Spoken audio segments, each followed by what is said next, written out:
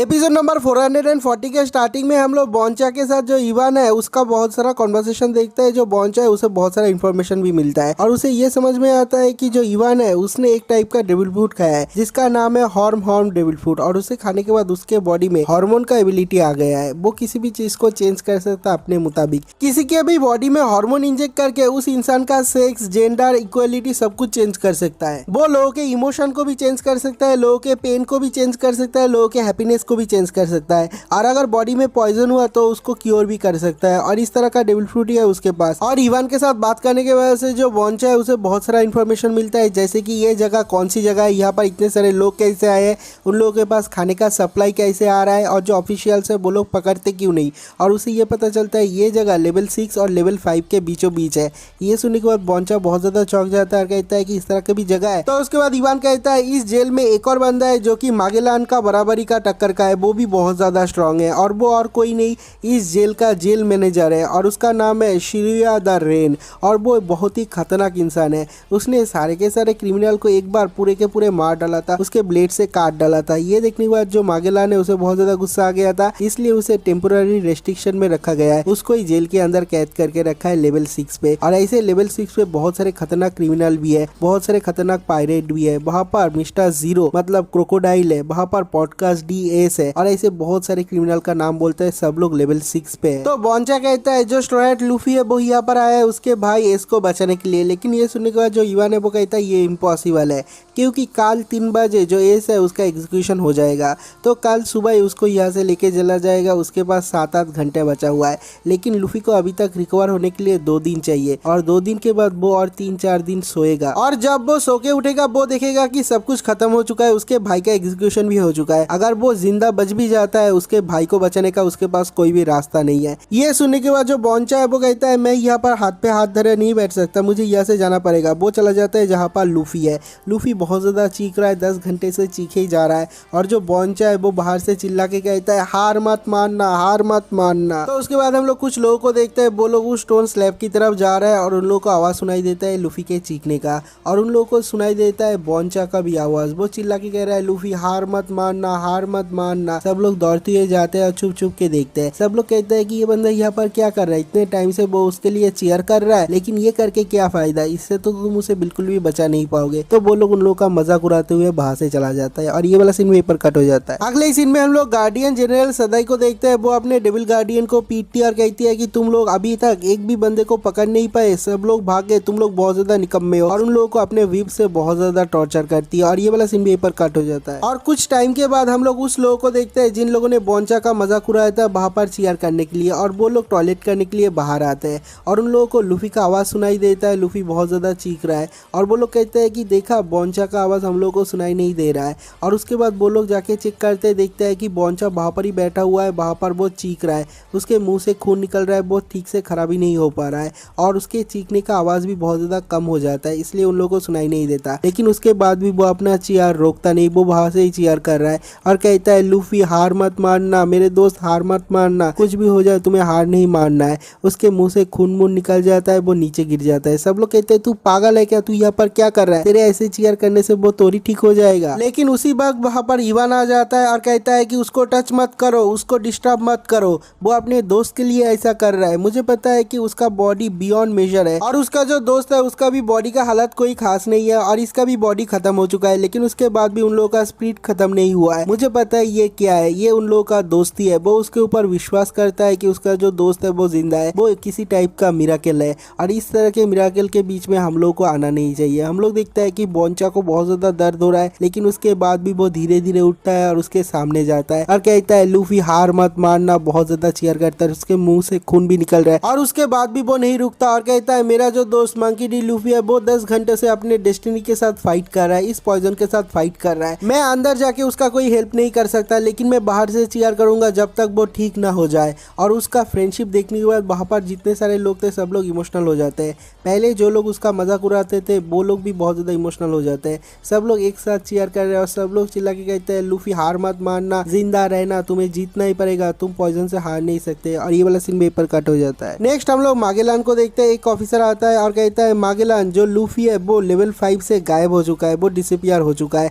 ये सुनने के बाद उसे बहुत ज्यादा गुस्सा आता है और कहता है ऐसा कैसे हो सकता है। और उसके बाद कुछ ऑफिसर को असली वाला हनेया बाल भी मिलता है जो लटक रहा है और ये वाला सीन भी पर कट हो जाता है। अगले ही सीन में हम लोग एस और जिम्बे को देखते हैं। जो एस है उसका हालत बहुत ज्यादा खराब है, वो बहुत ज्यादा टेंशन कर रहा है उसके छोटे भाई के लिए। जब वो हैंकॉक ने बोला था कि उसका जो भाई है वो यहाँ पर आया है उसको रेस्क्यू करने के लिए, तब से वो बहुत ज्यादा टेंशन कर रहा है। और उसे इस हालत में देखने के बाद जो जिम्बे है वो उसका मदद करने की कोशिश करता है और कहता है कि मुझे नहीं पता उस लड़की के बारे में, लेकिन उस लड़की ने जो बोला है मुझे लगता है कि उसने झूठ बोला है। ये सुनने के बाद जो एस है वो कहता है कि वो झूठ क्यों बोलेगी, इतनी दूर आके मेरे को झूठ नहीं बोलेगी। मेरा जो भाई है वो बहुत ज्यादा स्टूपिड है, वो बचपन से मुझे बहुत ज्यादा टेंशन देता है, वो ऐसा काम कर सकता है और मुझे लगता है कि वो सच में इम्पेल डाउन में है। और ये वाला सीन भी पर कट हो जाता है। अगले सीन में हम लोग उस स्टोन स्लैब के बाहर का सीन देखते हैं जहाँ पर लूफी का ट्रीटमेंट चल रहा है। वहाँ पर इवान, बोंचा और बहुत सारे लोग हैं। सब लोग बहुत ज्यादा चेयर कर रहे हैं बहुत घंटे से और अभी सब लोग चेयर करते करते थक चुके हैं और सब लोग रुक जाते हैं। और हम लोग देखते हैं कि बाहर से जो लूफी का आवाज है वो भी नहीं आ रहा और उस स्टोन रूम के नीचे से, दरवाजे के नीचे से बहुत सारा खून निकलता है। ये देखने के बाद सब लोग बहुत ज्यादा चौंक जाते हैं। जो इवान है वो कहता है कि उसका चिल्लाने की भी आवाज कम हो चुका है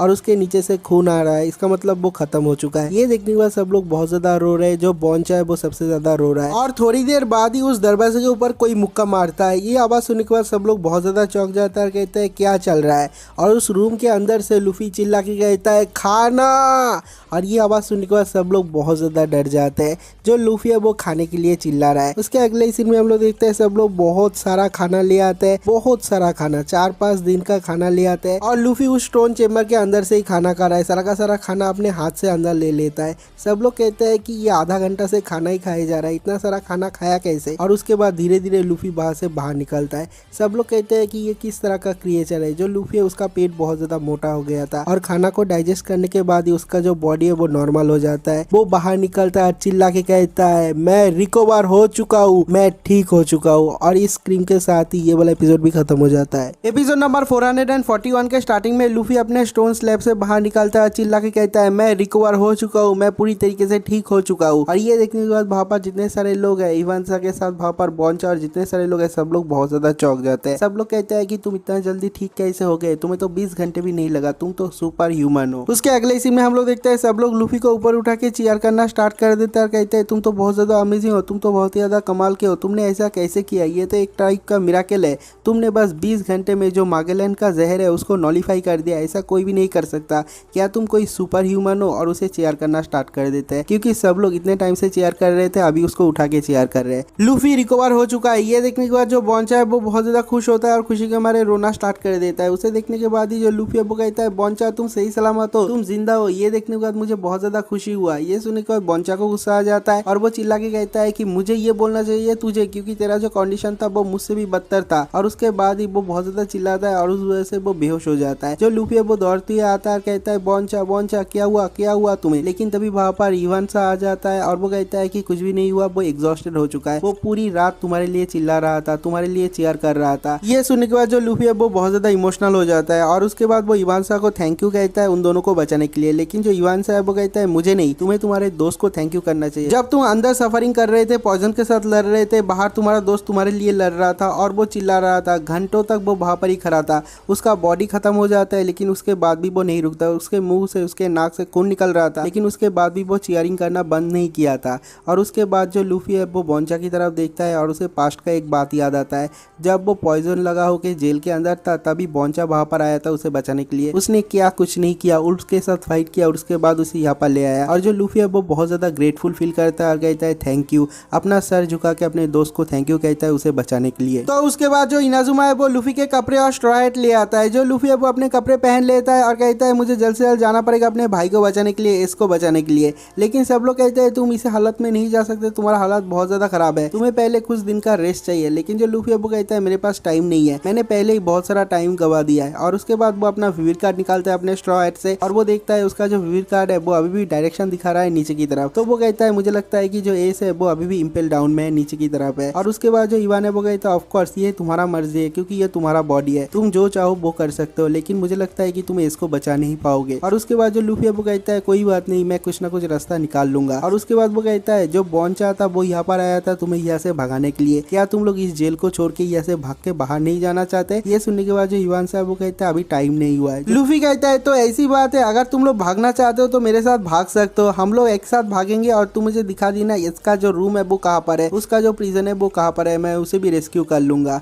और उसके बाद वो कहता है नहीं ऐसा नहीं हो सकता, मेरा एक बॉस है उसने अभी तक कोई भी मूव नहीं किया, उसका मूव जब करेगा तभी हम लोग भी मूव करेंगे, क्योंकि बाहर बहुत तरह तरह के लोग आने वाले हैं। जो व्हाइट बियर्ड है वो आने वाला है, जो शैंक्स है वो आने वाला है, नेवी के साथ जो वारलॉर्ड है उन लोगों का फाइट होने वाला है नेवी HQ पे इसको एग्जीक्यूशन को लेके, तो अभी हम लोगों का बाहर निकलना सही नहीं है। और इवान सा कहता है मेरा जो डायरेक्ट सुपीरियर है उसने अभी तक मेरे को कोई भी ऑर्डर नहीं दिया, जो कि है रिवोल्यूशनरी ड्रैगन, जब वो डायरेक्ट कोई ऑर्डर देगा तभी हम लोग एक्ट करेंगे, अभी हम लोगों का यहाँ से भागने का कोई भी फायदा नहीं है। ये सुनते ही जो लूफी अब कहता है ओ तो तुम मेरे डैड के बारे में बात कर रहे हो। ये सुनने के बाद जो इवान है वो पूरी तरीके से इग्नोर करता है, कहता है हाँ तुम्हारे डैड के बारे में बात कर रहे हैं, जब हमारा बॉस तुम्हारा डैड ऑर्डर देगा। और उसके बाद ही वो रुक जाता है और उसे बहुत ज्यादा शौक लगता है, कहता है रिवोल्यूशनरी ड्रैगन तुम्हारा डैड है। और सब लोग चौंक जाते हैं, सब लोग कहते हैं रिवोल्यूशनरी ड्रैगन इसका डैड है। जो इवान है वो बिल्कुल भी ट्रस्ट नहीं कर पाता और कहता है तुम झूठ बोल रहे हो, तुम झूठ बोल रहे हो, ऐसा नहीं हो सकता, जो रिवोल्यूशनरी ड्रैगन है उसका कोई बेटा भी है, मुझे तो ये पता ही नहीं था। लूफी कहता है मैं तुम्हें झूठ क्यों बोलूंगा, मेरा बर्थ को लेके कौन मेरा डैड है इसे लेके मेरे ग्रैंडपा ने मुझे खुद बताया था, लेकिन हाँ मुझे ये पता नहीं कि वो किस तरह का इंसान है,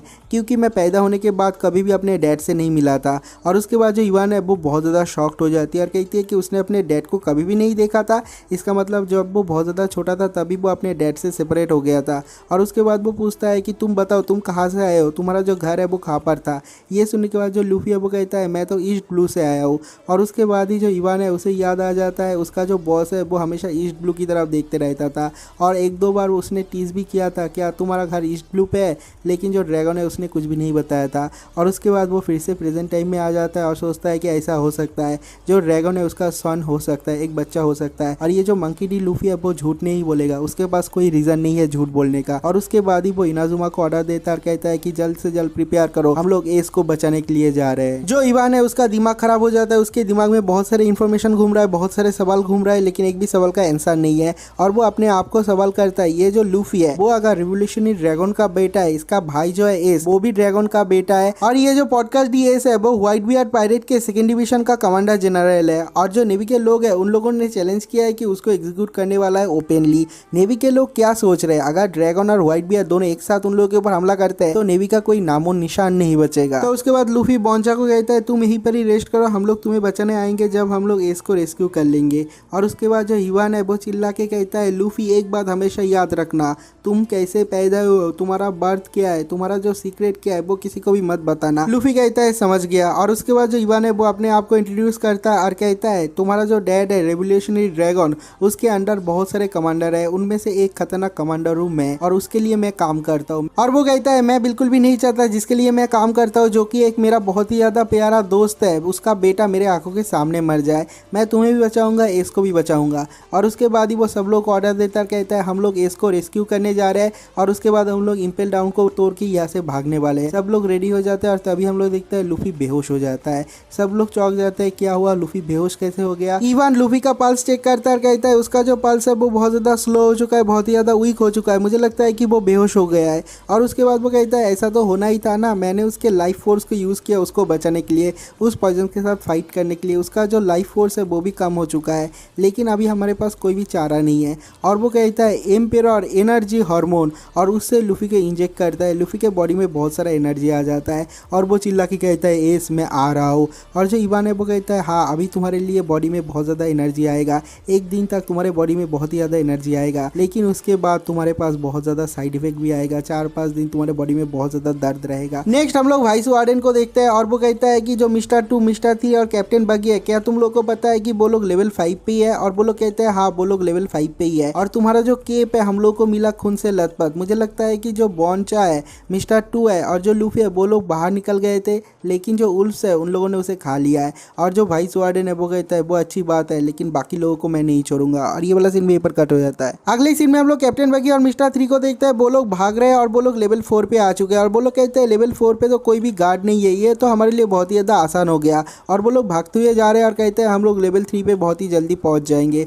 और उन लोगों के सामने एक ट्रांसपोंडर स्नेल आता है, वो लोग बहुत ही मुश्किल से उससे बचता है। अगले सीन में हम लोग मागेलान को देखते हैं, वो भी प्रिपेयर होता है एस को वहां से बाहर निकालने के लिए। और वो लोग कहते हैं हम लोग को जल्द से जल्द एस को पकड़ के बाहर लेके जाना पड़ेगा, हम लोग को 9 बजे से पहले मरीन के हाथों में एस को देना पड़ेगा। और ये वाला सीन भी पर कट हो जाता है। अगले ही सीन में हम लोग इंपेल डाउन के बाहर का सीन देखते हैं। बाहर बहुत सारे मरीन के ऑफिसर है, वहां पर बहुत सारे वाइस एडमिरल भी है। एक वाइस एडमिरल चिल्ला के कहता है हम लोग एस को पकड़ेंगे यहाँ से और उसको लेके जाएंगे मरीन फोर्ट पे। हमारे पास 5 अलग अलग वाइस एडमिरल है, 5 अलग अलग वारशिप है और उससे एस्कॉर्ट करके उसे भापा ले जाएंगे। कोई भी डिस्टर्बेंस नहीं होना चाहिए, अगर कोई तुम लोग को डिस्टर्ब करता है तो तुम्हें मारना पड़ेगा। और ये वाला सीन भी पर कट जाता है। अगले सीन में हम लोग लूफी और बाकी के लोगों को देखते हैं। वो लोग दौड़ते हुए आ रहे हैं, लेवल 5 से लेवल 6 पे जाने की कोशिश कर रहे हैं। वहां पर बहुत सारे उल्फ आ जाते हैं, उन लोगों को सब लोग पीट देते हैं एक एक करके और वो लोग सीढ़ियों से नीचे की तरफ जा रहे हैं। हम लोग देखते हैं एक ट्रांसपोंडर स्नेल उन लोगों को कैप्चर कर लेता है और सब लोगों को पता चल जाता है। जो कंट्रोल रूम है वहां पर सब लोग चिल्ला रहे हैं और कहते हैं अरे इनको तो पता है ये बंदा कौन है। और एक बंदा कहता है अरे ये तो इवान को है, वो तो बहुत दिनों पहले मिसिंग हो गया था। और उसके बाद वो कहता है अरे दूसरा बंदा देखो, वो तो मंकी डी लूफी है जिसको वार्डन ने कल मार दिया था, लेकिन वो जिंदा कैसे है, वो लोग लेवल 6 पे कैसे जा रहे हैं।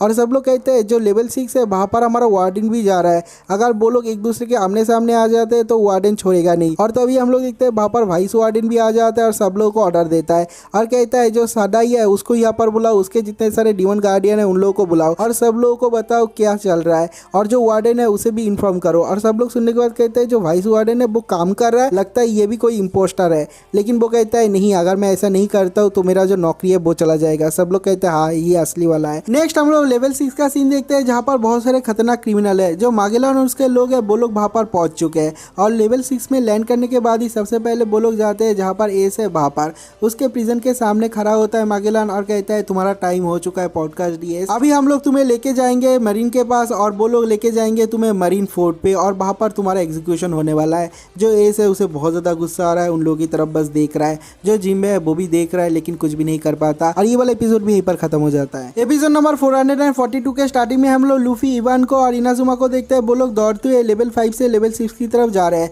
उन लोगों के सामने बहुत सारा ट्रैप आता है, सारे के सारे ट्रैप को खत्म कर देता है इवान को अपने डेथ विंग से, अपने आँख मार के, क्योंकि उसके पास भी डेविल फ्रूट पावर है। और जो लूफी है वो सारे के सारे चिल्लर को मारता है, गम गम पंच करता है, गम गम जेडो गटलिंग से अटैक करता है, सब लोगों को खत्म कर देता है। जो वाइस वार्डन है वो भी देख रहा है और कहता है कि ऐसा कैसे हो सकता है, हम लोगों को उन्हें रोकना ही पड़ेगा। और उतने में हम लोग देखते हैं वो लोग पहुंच चुके हैं लेवल 6 पे। वहां पर पहुंचने के बाद ही वो लोग कहते हैं क्या ये लेवल 6 है, सबसे खतरनाक जगह, इंपेल डाउन का सबसे नीचे का फ्लोर। लेवल 6 पे पहुंचने के बाद ही जो लूफी है वो ब्लाइंडली चिल्लाना स्टार्ट कर देता है और कहता है एस तुम कहाँ पर हो, मुझे बताओ, मैं लूफी हूँ, मैं तुम्हें बचाने के लिए आया हूँ, तुम्हें रेस्क्यू करने के लिए आया हूँ। और उसका जो आवाज़ है वो लेवल 6 के हर जगह पे गूंज रहा है, लेकिन इसका कोई आता पता नहीं है। और उसके बाद जो इवान को है वो कहता है कि ऐसे हम लोग नहीं बता सकते। और उसके बाद वो एक ऑफिसर चेलर को पकड़ के ले आता है और कहता है तुम बताओ एस कहाँ पर है। वो कहता है मैं इस इंपेल डाउन का चेलर हूँ, मैं कभी भी नहीं बताऊंगा, अगर तुम मुझे मार भी देते हो मैं नहीं बताऊंगा क्योंकि ये मेरा ड्यूटी है। और उसके बाद जो एम्पेरर इवन को है वो अपना हार्मोन का यूज करता है और चिल्ला के कहता है फीमेल हार्मोन और उसको इंजेक्ट कर देता है उस चेलर को। और धीरे धीरे जो चेलर का बॉडी वो ट्रांसफॉर्म हो रहा है, धीरे धीरे ट्रांसफॉर्म होते होते वो लड़की बन जाती है। ये देखने के बाद जो लूफी है वो भी चौंक जाता है, कहता है ये अचानक से लड़की कैसे बन गई। और उसके बाद जो लड़की बनी है जो पहले लड़का था वो कहता है क्या चाहिए तुम्हें, तुम लोग हमारी तरफ ऐसे क्यों देख रहे हो। तो उसके बाद जो इवान को है वो कहता है देखो मिरर पे देखो, अपने चेहरे को देखो, तुम असली वाले कौन से हो, तुम क्या एक लड़की हो या फिर इस इंपेल डाउन का चेलर हो। वो कहता है मैं असली में एक लड़की हूँ, क्योंकि उसका जो इमोशन है वो भी चेंज हो चुका है। और उसके बाद जो इवान को है वो कहता है एस कहाँ पर है, वो दिखा देता है उस तरफ है। और इस चेलर को उन लोगों ने लड़का से लड़की बना दिया। भाई बहुत ही खतरनाक पावर है। अगले सीन में हम लोग लूफी को देखते हैं, वो दौड़ते हुए आ रहा है चिल्लाते हुए एस एस तुम कहाँ पर हो, और दौड़ते हुए आता है उसके सेल के सामने, लेकिन वो देखता है वहाँ पर एस नहीं है और वो कहता है एस कहाँ पर है। और उसके बाद ही उन लोग के पीछे पीछे दौड़ते हुए आता है इवान को, इनाजुमा और वो लड़की जो पहले लड़का था। और सब लोग कहते हैं कि क्या यही एस का सेल है, तुम ठीक ठीक बताओ। तो ये सुनने के बाद वो लड़की रोना स्टार्ट कर देती है और कहती है मैं सच बोल रही हूँ, जो एस का सेल है वो यही था, यहीं पर ही एस था, लेकिन पता नहीं वो यहाँ पर क्यों नहीं है। और लूफी का स्ट्रॉ हैट देखने के बाद जो जिम्बे है वो कहता है क्या तुम ही मंकी डी लूफी हो। ये सुनने के बाद जो लूफी है वो कहता है ऑफ कोर्स मैं ही मंकी डी लूफी हूँ, लेकिन तुम कौन हो ओल्ड मैन। जो जिम्बे है वो कहता है तुम्हारे भाई को वो लोग पकड़ के लेके गए, वो लोग शायद अभी एलिवेटर पे, अगर तुम लोग दौड़ के जाते हो तो उसे पकड़ सकते हो। तो ये सुनने के बाद जो लूफी है वो कहता है तुम जो कोई भी हो मुझे बताने के लिए बहुत बहुत शुक्रिया। और उसके बाद वो लोग भागते हुए वहां से चला जाता है। उन लोगों को देखने के बाद जो जिम्बे है वो सोचता है कि ये मंकी डी लूफी है, जो एस है उसका भाई। मुझे पता है कि जो इसका भाई है वो बहुत ज़्यादा नोटोरियस है और वो बहुत ज़्यादा स्टूपिड भी है, क्योंकि एस ने मुझे बताया था, एस ने उसे बताया था कि उसका भाई इतना ज़्यादा स्टूपिड है, वो हमेशा उसे परेशानी देते रहता था। लेकिन मुझे ऐसा कभी भी नहीं लगा था कि उसका भाई उसे बचाने के लिए इंपेल डाउन के लेवल 6 पे आ जाएगा। अगले सीन में हम लोग एस, मागालेन और बाकी के लोगों को देखते हैं। वो लोग एलिवेटर से ऊपर की तरफ जा रहे हैं और धीरे धीरे वो लोग ऊपर की तरफ पहुंच भी जाते हैं। एलिवेटर से वो लोग निकल भी जाते हैं और तभी हम लोग देखते हैं लूफी और बाकी के लोग नीचे आके पहुंचते हैं जहाँ से एलिवेटर स्टार्ट होता है। और जो लूफी है वो कहता है कि एलिवेटर को स्टार्ट करो, लेकिन वो जब नीचे जा रहा था, एलिवेटर में चढ़ने जा रहा था, हम लोग देखते हैं कि जो वाइस वार्डन है वो एलिवेटर को ऊपर से नीचे गिरा देता है, वो खत्म हो जाता है। जो लूफी है वो कहता है अभी हम लोग एलिवेटर से नहीं जा पाएंगे, हम लोग को सीरिया लेना पड़ेगा। सब लोग दौड़ते हुए जाते हैं सीरिया से जाने के लिए, लेकिन हम लोग देखते हैं लूफी और बाकी के लोगों के ऊपर नजर रखे हुए है वाइस वार्डन, और जो सीरिया का रास्ता है उसे भी बंद कर देता है और वहां पर बहुत सारा स्लीपिंग गैस स्प्रे कर देता है और जो लूफी है वो वहां पर बेहोश हो जाता है, सो जाता है। अगले सीन में हम लोग मागेलान को देखते हैं, उसको रिपोर्ट किया जाता है, सब कुछ बताया जाता है डिटेल में कि नीचे क्या चल रहा है, लूफी का टीम क्या कर रहा है। ये सुनने के बाद जो मागेलान है वो इसकी तरफ देखता है, कहता है तुम्हारा भाई आया था तुम्हें बचाने के लिए, वो लेवल 6 में भी पहुंच गया था, लेकिन अनफॉर्चुनेटली तब तक हम लोग निकल गए थे। ये सुनने के बाद जो एस है उसे बहुत ज्यादा बुरा लगता है, लेकिन वो कुछ भी नहीं कर पाता। हम लोग देखते हैं कि पीछे जो एलिवेटर का जगह है वो भी बंद हो जाता है और उसके बाद वो धीरे धीरे मान लेता है, लेकिन हम लोग देखते हैं इसको गुस्सा आता है और धीरे धीरे एक एक करके सारे के सारे लोगों को मारना स्टार्ट कर देता है। उसके हाथ में श्रीप्रिज्म स्टोन का कफन है और उसके बॉडी में कोई भी पावर नहीं है। कितने दिनों से उसने खाना भी नहीं खाया था, उसके ऊपर कितना ज्यादा टॉर्चर भी हुआ था, लेकिन उसके बाद भी व्हाइट बियर्ड पायरेट के सेकंड डिवीजन का कमांडर फायरफिस्ट एस को हराना इतना ज्यादा आसान नहीं है। वो सब लोगों को पीटता है और वहां से भागने की कोशिश करता है, लेकिन जो मागेलान है वो बहुत ही ज्यादा आसानी से पकड़ लेता है, क्योंकि जो एस है वो बहुत ज्यादा कमजोर है और कहता है भागने की कोशिश मत करो। जो एस है वो अपने मनी मन सोचता है कि जब बो हैंकॉक ने मुझे बताया था कि जो लूफी है वो यहाँ पर आ रहा है मुझे बचाने के लिए, मुझे लगा था कि वो झूठ बोल रही है और मैं चाहता था कि वो झूठ बोले। लूफी तुम यहाँ पर क्यों आए हो मुझे बचाने के लिए, और उसे बहुत ज्यादा दुख भी हो रहा है। और उसके बाद जो मागेलान है वो कहता है तुम्हारा जो भाई है मंकी डी लूफी वो एक बहुत ही खतरनाक पायरेट है, उसके ऊपर बाउंटी है 300 मिलियन से भी ज्यादा, हम लोग उसे पकड़ेंगे, लेवल 5 उसके लिए इनफ नहीं है, हम लोग उसको लेवल 6 में ले जाएंगे, वो यहाँ से जिंदा वापस नहीं जा पाएगा, हम लोग उसे तरपा तरपा के मारेंगे। और उसके बाद वो सोचता है मेरा जो पॉइजन है वो बहुत ही ज्यादा खतरनाक है, उसका कोई एंटीडोट भी नहीं है, लेकिन ये मंकी डी लूफी जिंदा कैसे है, वो कैसे रिकवर हो गया और वो भी इतना जल्दी। अगले सीन में हम लोग कैप्टन बगी और मिस्टर 3 को देखते हैं, वो लोग लेवल 3 पे पहुंच चुके हैं और वो लोग चिल्ला के कहते हैं हम लोग पहुंच चुके हैं लेवल 3 पे। और उसके बाद उन लोगों से बिल्कुल भी चला नहीं जाता, वो लोग कहते हैं हम लोग चल नहीं सकते, लेकिन तभी हम लोग देखते हैं वहां पर फिंक्स आ जाता है और उन लोगों के ऊपर हमला कर देते हैं, वो लोग भी वहां से भाग जाते हैं। नेक्स्ट सीन में हम लोग लेवल 6 का सीन देखते हैं जहाँ पर बहुत सारा गैस निकल रहा है और उसके बाद ही हम लोग देखते हैं इनोजुमा को, उसका जो हाथ है वो कैंची बन जाता है और जो फ्लोर है वो उसे आसानी से काट रहा है और सब लोग कहते हैं देखो ये बंदा फ्लोर को काट रहा है जैसे कि ये कागज है, और धीरे धीरे फ्लोर को ऊपर की तरफ उठा देता है और जो गैस लीक हो रहा था उस जगह को वो सील कर देता है। सब लोग कहते हैं देखो उसने फ्लोर को काट के गैस लीक होना बंद कर दिया, वो तो बहुत ही ज्यादा कमाल का है।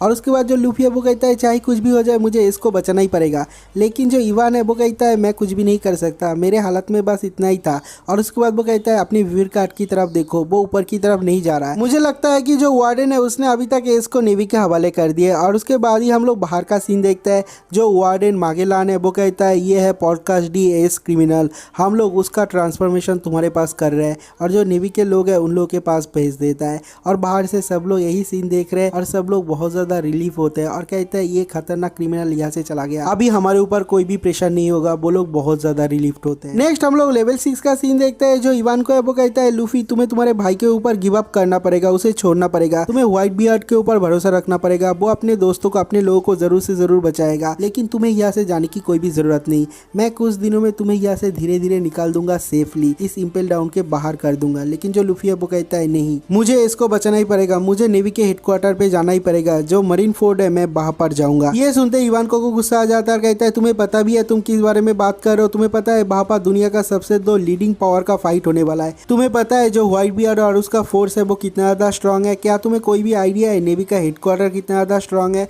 उन लोगों का एडमिरल कितना ज्यादा स्ट्रांग है, वो बस यही नहीं उन लोगों के पास 7 वॉर्लड ऑफ द सी का भी पावर है, तुम उन लोगों के बीच में जाके क्या करोगे, तुम तो वार्डन के जहर से ही मरने वाले थे, तुम वहां पर जाके क्या करोगे। लेकिन जो लूफी है वो कुछ भी नहीं कहता, वो बस चुप रहता है। जो इवान को है वो कहता है कि क्या देख रहा है, क्या देख रहा है मेरी तरफ, मुझे जवाब दे। जो लूफी है वो बहुत ही ज़्यादा स्ट्रेटली आंसर करता है, अगर मैं अभी नहीं गया, अगर मैंने गिव अप कर दिया तो मैं अपना पूरा जिंदगी पछताऊंगा। ये सुनने के बाद ही जो इवान को है उसे झटका लगता है और कहता है ये तो बिल्कुल ही मेरे बॉस की तरह है, रेवोल्यूशनरी ड्रैगन की तरह है, उसका और इसका चेहरा बिल्कुल ही एक जैसा है, मुझे ऐसा लग रहा है कि मैं अपने बॉस के साथ ही बात कर रहा हूँ। जो इनाजुमा है वो कहता है वो सब कुछ तो समझ में आ रहा है, लेकिन हम लोग यहाँ से बाहर कैसे निकलेंगे, हमारे पास तो कोई भी रास्ता नहीं है। और उसके बाद ही हम लोग एक प्रिजन सेल के अंदर से एक प्रिजनर का बात सुनते हैं, वो कहता है मैं तुम लोगों को यहाँ से बाहर निकल सकता हूँ। अगर तुम लोग मुझे आज़ाद कर देते हो तो मैं सीलिंग में छेद कर दूंगा अपने पावर से। हम लोग देखते हैं ये और कोई नहीं धीरे धीरे चलते हुए आ रहा है। जो लूफी है वो देखता है उस प्रिजनर को और बहुत ही ज़्यादा चौंक जाता है और उसे याद आता है पास्ट की कुछ बात को।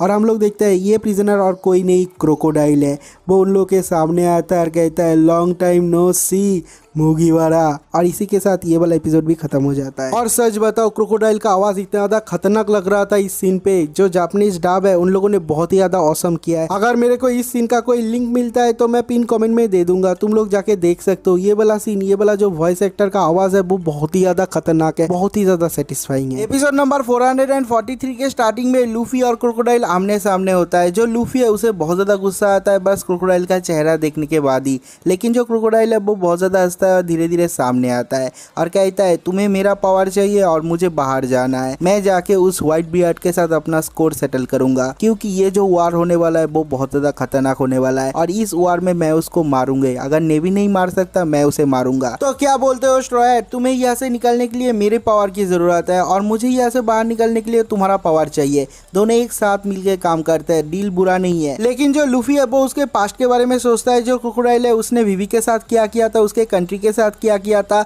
लूफी और उसके दोस्तों के साथ क्या किया था, लूफी ने कितना ज्यादा मुश्किल झेला उसे यहाँ पर लाने के लिए। और वो कहता है मेरे साथ मजाक मत करो, मैं कभी भी तुम्हें यहाँ से बाहर नहीं निकालूंगा क्योंकि तुमने विवी के कंट्री को खत्म कर दिया था लगभग। और ये सुनने के बाद जो क्रोकोडाइल है वो कहता है वो बहुत ज्यादा पुरानी बात है, अभी मैं उस घिसे पीटे कंट्री में बिल्कुल भी इंटरेस्टेड नहीं हूँ। मेरे को घंटा फर्क नहीं पड़ता उस कंट्री में क्या चल रहा है, मेरे को वो कंट्री चाहिए भी नहीं। लेकिन मैं यहाँ से बाहर निकलना चाहता हूँ। मेरा एक पुराना स्कोर है जो कि मैं व्हाइट बियर्ड के साथ सेटल करना चाहता हूँ। लेकिन जो लूफी है वो कहता है तू भूल जा, मैं कभी भी तुझे यहाँ से बाहर नहीं निकालूंगा। और उसके बाद देखते हैं कि वहां पर इवान को आ जाता है और वो कहता है कि हाँ उसे बाहर निकालो, उसका जो डेविल फ्रूट का पावर है वो बहुत ज्यादा काम का है, हम लोग को बहुत ज्यादा मदद मिलेगा। लेकिन जो लूफी है वो प्रोटेस्ट करता कहता है तुम्हें पता है ये बंदा बहुत ज्यादा खराब है, बहुत ज्यादा ताकतवर है और बहुत ज्यादा इविल है। ये सुनने के बाद जो इवान को है वो कहता है कि हाँ मुझे पता है ये बहुत ज्यादा इविल है और मैं भी उसके ऊपर विश्वास नहीं करता। लेकिन अगर इसने हमको बिट्रे करने की कोशिश किया, मेरे पास पावर है इसे सबड्यू करने का, मेरे पास इसका एक सीक्रेट है, क्या मैं बता दूं? ये सुनने के बाद जो क्रोकोडाइल है वो कहता है इवान को अपना मुंह बंद रख, कुछ भी मत बता। लेकिन जो इवान को है वो कहता है कि अगर तू हमारा बात सुनता है और धीरे धीरे हमारे साथ काम करता है तो तेरा जो सीक्रेट है वो सीक्रेट ही रहेगा, मैं किसी को भी नहीं बताऊंगा। ये सुनने के बाद जो वहां पर बाकी के प्रिजनर है वो लोग भी कहते हैं कि हम लोग भी व्हाइट बियर्ड को नहीं छोड़ेंगे, प्लीज हम लोग को यहाँ से बाहर निकालो। सब लोग चिल्लाना स्टार्ट कर देते हैं। लेकिन जो इवान को है वो अपना डेथ विंग से अटैक करके सब लोगों को बेहोश कर देता है। नेक्स्ट हम लोग जहाँ पर एस था वहां पर एक और प्रिजनर है जिसका नाम है जिम्बे, उसका आवाज सुनता है। वो कहता है कि प्लीज मुझे यहाँ से बाहर निकालो, मैं एस को बचाना चाहता हूँ। एस मेरा दोस्त है,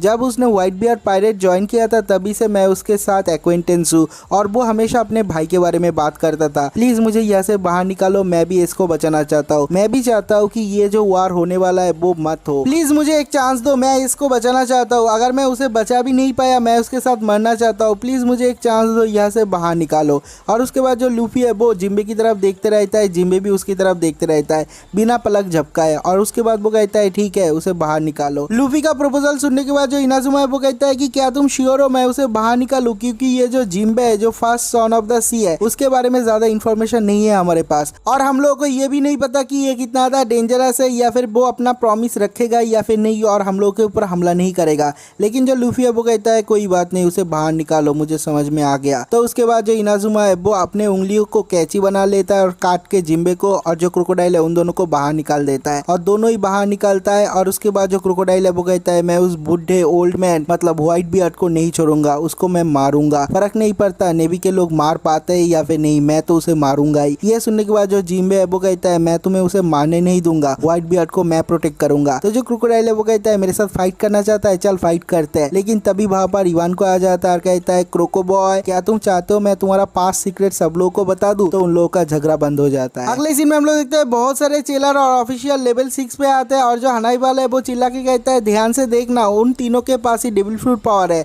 तो सब लोग सी प्रिज्म स्टोन यूज करना। लेकिन जब वहां पर वो लोग पहुंचते हैं वहां पर कोई भी नहीं होता और वो लोग देखते हैं सामने एक स्ट्रक्चर है जो घूमते हुए लेवल 5 पे चला गया है। सब लोग बोलते हैं ये किस तरह का सीरिया है, ये तो पहले यहाँ पर नहीं था। और सब लोग इधर से उधर दौड़ रहे हैं, सब लोग ढूंढने की कोशिश कर रहे हैं। और उसके बाद ही वो लोग दौड़ते हुए एक सेल के सामने आता है जिसके अंदर शिरिउ है जो कि एक फॉर्मर जेल मैनेजर था और वो कहता है देखा तुम लोगों ने क्या किया, तुम लोगों ने कितना बड़ा मिस कर दिया, सब लोग यहाँ से भाग गए। बस वो तीनों ही नहीं भागे, उन लोगों ने जिम्बे और क्रोकोडाइल को भी आज़ाद कर दिया। और ये सुनने के बाद सब लोगों को बहुत ज़्यादा डर लगता है। और उसके बाद जो शिर्यू है वो कहता है कि जाओ जाके मागेलान को बोलो मुझे आज़ाद करने के लिए, मैं जाके उसका हेल्प कर सकता हूँ। नेक्स्ट वाइस वार्डन हनाईबाल को सब कुछ बताया जाता है, पूरा का पूरा इन्फॉर्मेशन दिया जाता है। और जो हनाईबाल है ये सुनने के बाद उसे बहुत बड़ा झटका लगता है और कहता है इनुजुमा, जिम्बे, क्रोकोडाइल, इवानको और लूफी ये 5 खतरनाक क्रिमिनल जिन लोगों के पास डेविल फ्रूट पावर है, इन पांचों के पांचों ने जेल तोड़ के भाग गया और वो लोग लेवल 6 से लेवल 5 पर भी पहुंच गए।